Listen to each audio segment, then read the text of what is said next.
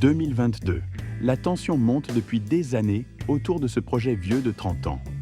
Les instances nationales, Commissariat général à l'investissement, Haute Autorité environnementale, CNPN, ont donné des avis défavorables sur ce projet mal ficelé, aux gains et évaluations de trafic surestimés et qui ne remplit pas les conditions d'une raison impérative d'intérêt public majeur. 1er mars 2023.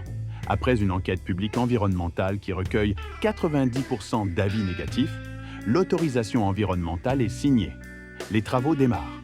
Les premiers écureuils entrent en action. Les collectifs d'opposants réunissent le 22 avril 8000 manifestants pacifiques. Le camping des Platanes à Vandine prospère avant d'être saccagé par les pelles mécaniques.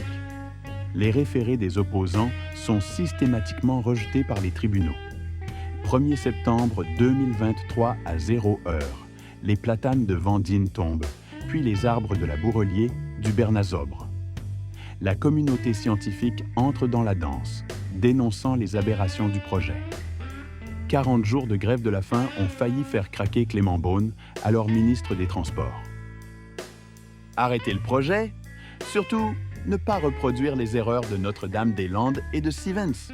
On continue, on accélère. La justice pliera devant le fait accompli. À la crémade le 22 octobre, les gendarmes chargent et interrompent la conférence des scientifiques.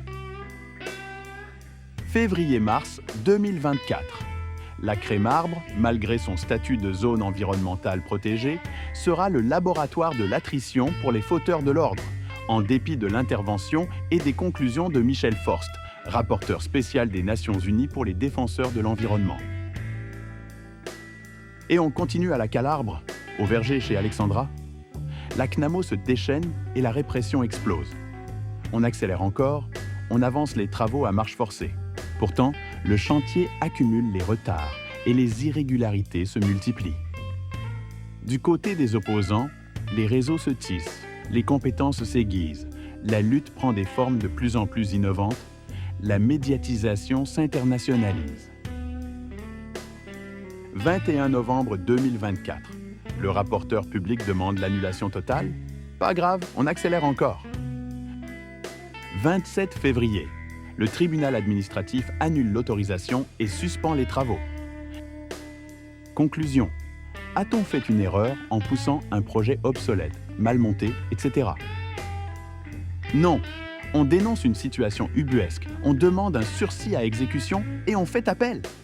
Décidément, il y a des gens qui n'apprennent jamais rien.